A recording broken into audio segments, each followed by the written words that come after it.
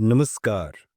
आप सुन रहे हैं द बॉलीवुड रेडियो और मैं हूं आपके साथ आकाश। दोस्तों, आज के इस पॉडकास्ट में किस्सा राजेश खन्ना और वहीदा रहमान का है। राजेश खन्ना और वहीदा रहमान का रिश्ता बॉलीवुड में बेहद दिलचस्प और यादगार रहा। दोनों ने पहली बार साल 1969 की क्लासिक फिल्म खामोशी में एक साथ काम किया। ये ब्लैक एंड व्हाइट फिल्म थी और इसी फिल्म की शूटिंग से जुड़े कई किस्से मशहूर हुए। कुछ तो खुद वहीदा रहमान ने सालों बाद अपने इंटरव्यू में बताए। और वहीदा रहमान एक इंटरव्यू में बताती हैं कि उस फिल्म के दौरान राजेश खन्ना इंडस्ट्री में बहुत नए थे और बहुत ही अच्छे एक्टर थे, लेकिन गानों की लाइंस उन्हें कभी याद नहीं रहती थी। एक खास सीन के लिए जब बोट पर शूटिंग हो रही थी तो जैसे ही गाना प्ले होता, राजेश खन्ना अपनी लाइन भूल जाते थे। राजेश खन्ना ने वहीदा से एक बार कहा भी था कि जब भी वो अपनी लाइन भूल जाएं तो वहीदा इशारे से उन्हें याद दिला दें। और इस पर वहीदा रहमान हैरान थी, मगर उन्होंने सिचुएशन को हंसी मजाक में संभाल लिया। शूटिंग के बाद दोनों इस वाक्य पर खूब हंसते भी थे। ये किस्सा सिर्फ खामोशी फिल्म तक सीमित नहीं रहा। बाद की फिल्मों में भी वहीदा रहमान ने मजाक में उनसे कहा कि इतने साल हो गए, अब भी गाने की लाइंस आप भूल जाते हो। इस पर राजेश खन्ना ने मुस्कुराते हुए कहा, जहां पहुंचने से क्या होता है, मैं जो हूं वही हूं, बदलूंगा नहीं। कल जब स्ट्रगलर था या आज जब सुपरस्टार हूं, मुझ में कोई बदलाव नहीं आया। वहीदा रहमान ने एक और मजेदार बात बताई कि राजेश खन्ना सेट पर सबसे कंजूस भी कहलाते थे। हालांकि इस बात में काफी विरोधाभास है, चूंकि राजेश खन्ना बहुत दिलदार शख्सियत थे, लेकिन वहीदा उन्हें कंजूस कहती हैं। वो कहती हैं कि जब भी सेट पर कोई पैसे की बात करता तो राजेश खन्ना फौरन वहां से गायब हो जाते थे और डिनाइल मोड में चले जाते थे। अक्सर शूटिंग सेट पर देरी से तो पहुंचते ही थे, चाहे शूटिंग सुबह की ही क्यों ना हो। वो कभी दोपहर या शाम से पहले नहीं पहुंचते थे। खामोशी जैसी संजीदा विषय पर बनी फिल्म में दोनों की केमिस्ट्री और एक्टिंग की खूब तारीफ हुई।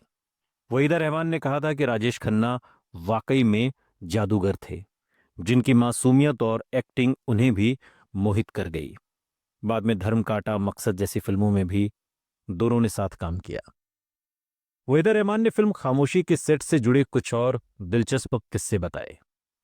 अब जो गाने वाला किस्सा है, गाने की लाइनें याद रखने में राजेश खन्ना को बहुत दिक्कत होती थी। खासतौर पर एक गाना है इस फिल्म में, वो शाम कुछ अजीब थी।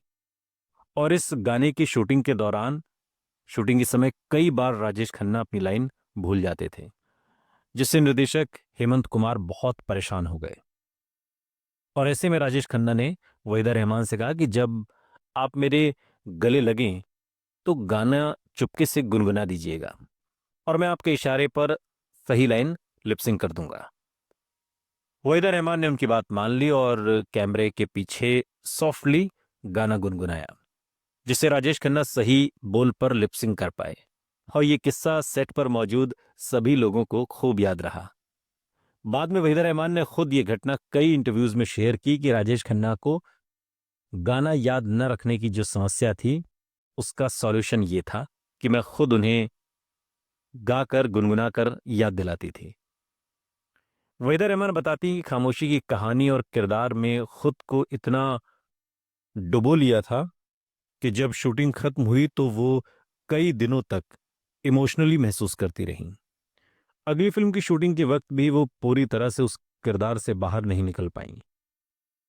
इसका असर इतना था कि इमोशनल सीन करते समय भी आंसू नहीं आ रहे थे और फ्लैट फीलिंग सी हो रही थी।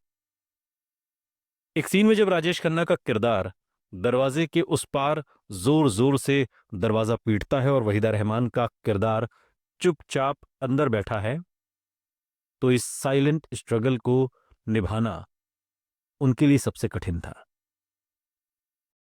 डॉक्टर ने उन्हें मना किया था कि वो मरीज के साथ इमोशनली इन्वॉल्व न हो, लेकिन वो बाहर से शांत रहते हुए भीतर बहुत बेचैनी महसूस कर रही थी।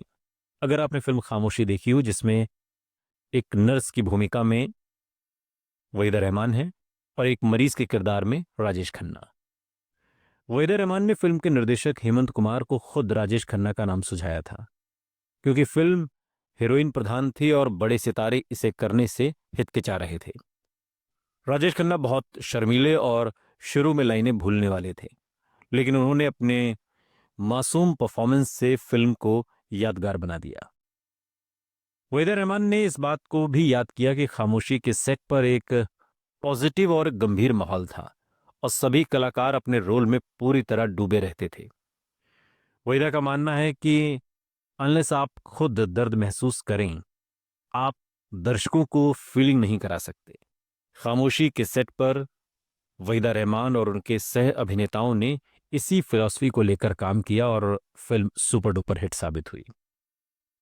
वहीदा रहमान बताती हैं कि ये फिल्म, खासकर इस फिल्म के गाने से की शूटिंग से जुड़े जो किस्से हैं वो सबसे ज्यादा मशहूर हुए, क्योंकि अब जैसे एक गाना है तुम पुकार लो, इस गाने की शूटिंग काफी शांत और इमोशनल थी, लेकिन इसी गाने के दौरान बाहर मौसम अचानक से बिगड़ गया और सेट पर बारिश होने लगी। टीम ने छाता लगाकर लाइट्स और कैमरा बचाया और शूटिंग जारी रखी, जिससे यूनिट का जोश और मजा दोगुना हो गया। या फिर एक गाना है हमने देखी है इन आंखों की महकती खुशबू। इस गाने की शूटिंग के बारे में वहीदा रहमान बताती हैं कि पूरी यूनिट लता मंगेशकर की आवाज की मिठास में खो जाती थी और कई बार टेक के बाद भी उन्हें कोई हटता नहीं था, सब उसी भाव में बैठे रहते थे। ये गाने फिल्म के सीन और माहौल को इतना सच्चा बना देते थे कि कलाकार भी उसमें पूरी तरह डूब जाते थे। फिल्म की पूरी टीम, खासकर संगीतकार हेमंत कुमार के प्रति बहुत भावुक थी, क्योंकि गानों में जिस तरह का संगीत और बोल शामिल थे वो हर किसी के दिल में सीधे तौर पर उतर रहे थे। वो शाम कुछ अजीब थी गाने की शूट पर राजेश खन्ना को अपनी लाइंस सही से याद नहीं रही, तो फिर कई बार रीटेक लेने पड़े, जिससे कैमरा क्रू और निर्देशक आतिश सेन भी परेशान हो गए। और एक समय तो ऐसा आया जब राजेश खन्ना बिल्कुल ब्लैंक हो गए और फिर थोड़ा ब्रेक लिया गया और फिर गाने की लाइंस उन्हें याद कराई गई। यही लिपसिंग की गोलमाल के दौरान एक पल ऐसा भी आया, वहीदा कहती हैं, कि जब राजेश खन्ना गलत लाइन बोल बैठे और सीन इमोशनल होने की बजाय कॉमिक बन गया। पूरी यूनिट अपनी हंसी नहीं रोक पाई और फिल्म के गंभीर माहौल में ये एक छोटा सा घटनाक्रम टीम के लिए एक फनी मेमोरी बन गया। और इस तरीके से ये पूरी फिल्म शूट हुई आज इतने सालों के बाद।